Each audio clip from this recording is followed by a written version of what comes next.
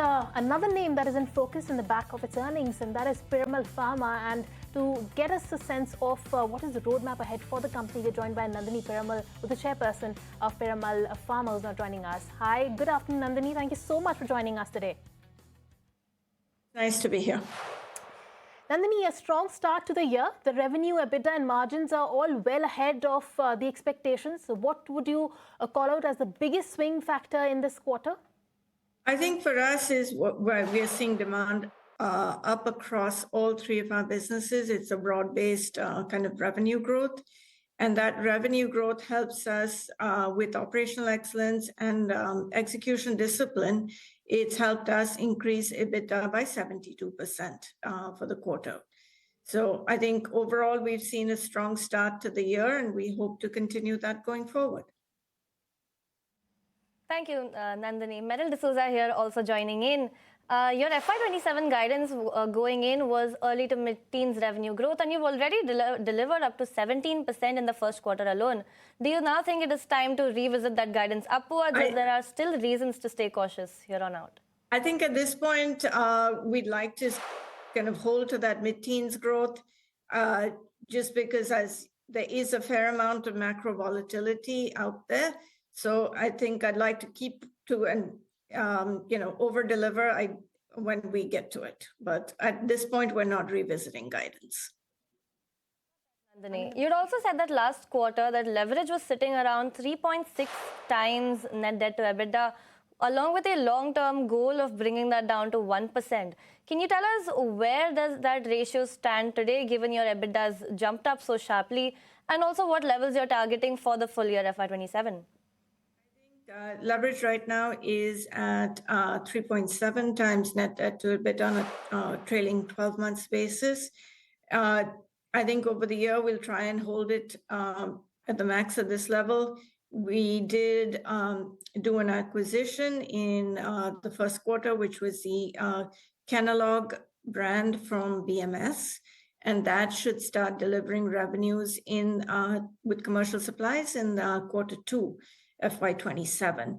And we will continue to spend on CapEx over the year. We're currently expanding our Lexington facility for sterile injectables, as well as we just opened our Riverview suite for ADCs linker payloads, and we expect that to start revenue soon. All right, got that.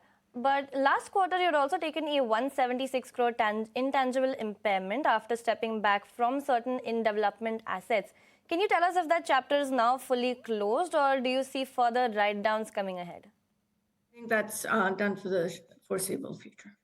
All right, thank you for that. Now, switching focus to the Middle East situation, you had flagged that cost escalations were seen across sourcing, logistics, as well as working capital.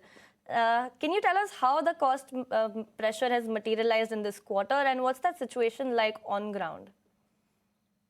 I'd say overall, I think we have seen, petrol prices, solvent prices, and plastic prices kind of inching upwards, and that's something that we have to continue to do to manage and continue to stay agile and manage that. Got it. That's the take on the Middle East crisis. But Kenalog supplies, that's an important growth driver for you coming forward as well, starting in the second quarter. How much of that integration complexity that you'd flagged earlier is now behind you? And when should we expect this to start becoming margin accretive? It will become margin accretive already by next quarter.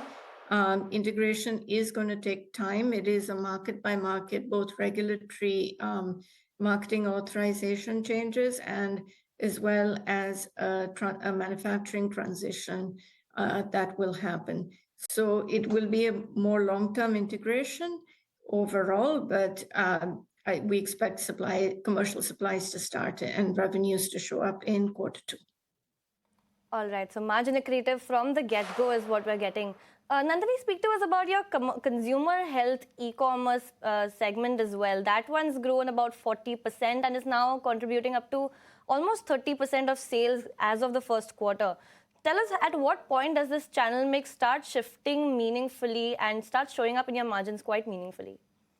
So I think our consumer products has been doing very well quarter on quarter. Our power brands actually grew 23% over the last few years. We've been strengthening distribution both online and offline, and we're expecting to see an improvement in profitability across the PCH business, that continues. So it is single-digit profitability, but we're going to continue to focus on increasing that, and you'll see a slow improvement in profitability that will happen. All right, that's the take coming in on your consumer health business as well. Nandini, thank you so much for joining us here at ET Now and speaking to us about your first quarter performance. Great, thank you so much.